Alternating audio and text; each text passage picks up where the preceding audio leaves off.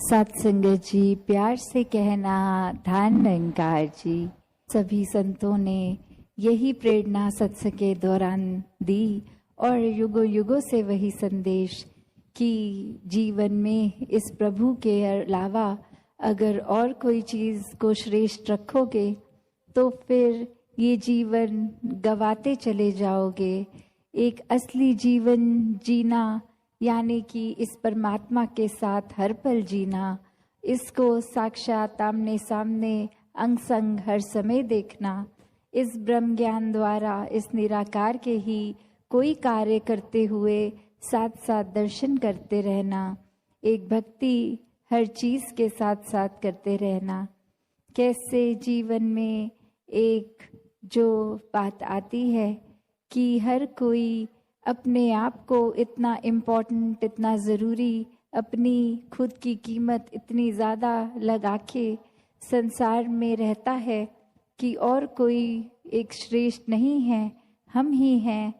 तो एक जीवन में वो बात कि कैसे अपने जीवन में एक उदाहरण, एक कहानी रूप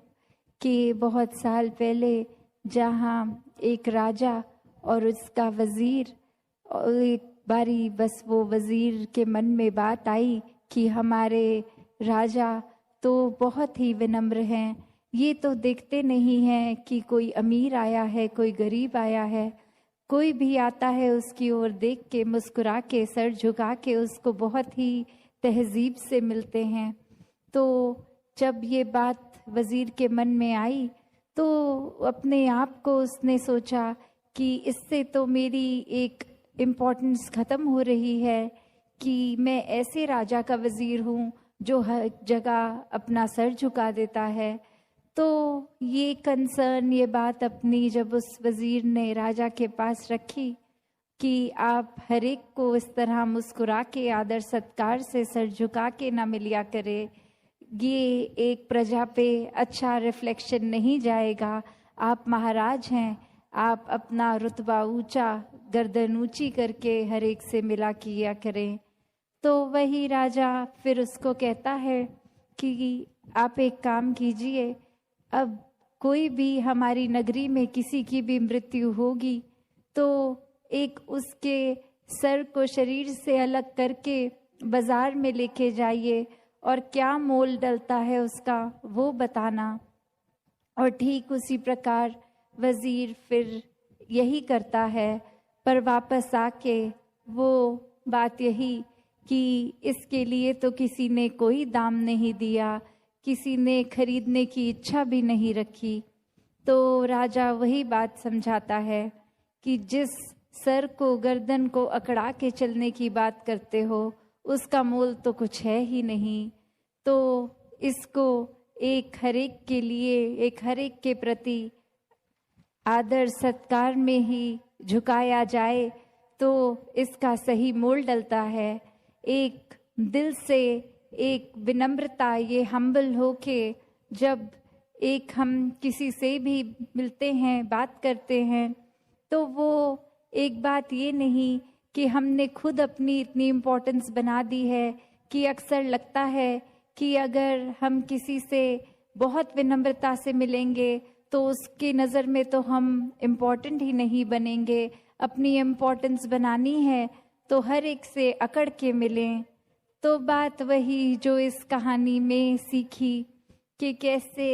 एक सही मोल जीवन का, ये खुशी में हर समय रहना, मुस्कुराहटें, एक अपने मन से जब अहंकार को त्याग देना तो ही वो बात आती है कि सही मायने में वही इंसान जी रहा है जो अपने अहंकार को त्याग चुका है। एक विनम्र हो के अपना अस्तित्व, अपनी आइडेंटिटी खो के जब जीते हैं तो फिर इस परमात्मा की आइडेंटिटी ही हमारी बन जाती है। जिस तरह एक पानी की बूंद अगर चाहे वो नाले में से निकल के नदी में आए या कहीं और से, वो अपनी यात्रा एक पूरी करके बहती बहती इस सागर में आ जाती है तो वो अपने उस नाले वाली बूंद की अस्तित्व को खो के फिर उसको एक उससे भी ऊपर की उपाधि, एक उससे ज़्यादा कुछ मिल जाता है। उसको सिर्फ और सिर्फ अपनी आइडेंटिटी खो के इस सागर में एक मिक होते ही वो इतना आदर सत्कार, इतना रुतबा खुद ब खुद ही मिल गया। वरना वो अगर जिद पे अड़ी रहती कि नहीं, मैं तो इसी नाले में रहूंगी, मैं विशाल सागर में नहीं मिलूंगी, तो फिर वो वहीं की वहीं अपनी अकड़ में। तो कैसे अपने जीवन में भी अगर हम झांक के देखें कि किस प्रकार एक जीते जी मृत्यु हासिल करनी, कि अपने अहंकार को छोड़ के एक जीते जी जब हम इस विनम्रता पूर्वक जीवन को अपनाते हैं, और वो वही बात जो दासी हर सत्संग में रखती है कि इसको करना संभव कुछ समय के लिए तो तब होता है, कोई दिखावा कर सकते हैं, किसी के सामने अपना इम्प्रेशन अच्छा करने के लिए अच्छे व्यवहार, अच्छे बोल कर सकते हैं, पर एक हर समय अंदर से बाहर तक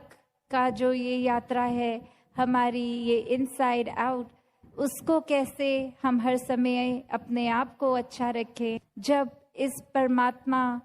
के साथ हम अपने मन का नाता जोड़ लेते हैं, इसको देखकर, इसको अपनाकर, जिस तरह मराठी में भी कहते हैं एकला जाना एकला माना एकवा, कि कैसे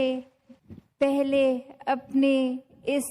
अस्तित्व को जो हमने इतना बड़ा बना लिया है और वाक्य में तो उसका मोल कुछ है नहीं, उसको सच में अनमोल करना है तो किसी अनमोल चीज़ के संग से ही वो होगा, और कोई ऐसी चीज़ नहीं जो खरीद के महंगी से महंगी ले लें, कुछ और रूप में नहीं। ये जो भक्तों ने हर समय एक सच्ची दौलत कही है कि ये राम रतन धन, ये परमात्मा, ये सच्चा है, ये अनमोल है, इसकी तो तुलना है ही नहीं किसी और चीज़ के मुकाबले संसारिक। तो एक सबसे बड़ा जो उद्देश्य है इस परम पिता परमात्मा की प्राप्ति, आत्मा और परमात्मा का एकत्व बनाना, वो रह गया, पर बाकी काम कर लिए तो जीवन में कुछ हासिल नहीं हुआ, क्योंकि बात वही दुनिया भर की दौलतें इकट्ठे एक तरफ करके रख दें और परमात्मा ये सच्ची दौलत, तो पलड़ा एक परमात्मा की तरफ वालों का ही भारी। तो कैसे अपने जीवन में हर समय जहाँ हर एक के लिए ये संभव है कि इससे एक मिक होके रह सकें, इसी के रंग में घुल जाएं, ऐसा जीवन, चाहे फिर वो किसी तरह दिखने वाला शरीर हो, किसी भी बैकग्राउंड से आए, किसी तरह की भी प्रायोरिटीज़ अपनी बनाते हों, तो वो सिर्फ शरीर और शरीर से जुड़ी चीज़ों के लिए है। असल में ये आत्मा अब परमात्मा की हो गई, तो ये प्यार, भक्ति, आनंद, स्थिरता, सहजता, ये जीवन में जहाँ जितनी गहराई से ठहरेगी, उतने ही मानवीय हम बन जाते हैं, उतने ही इंसानिय हम हो जाते हैं। तो इस रूहान के संग से अपने जीवन में इंसानियत को भी सदैव के लिए जी लें। दातार हर एक पे कृपा करे। साथ संगत जी, धन निरंकार जी।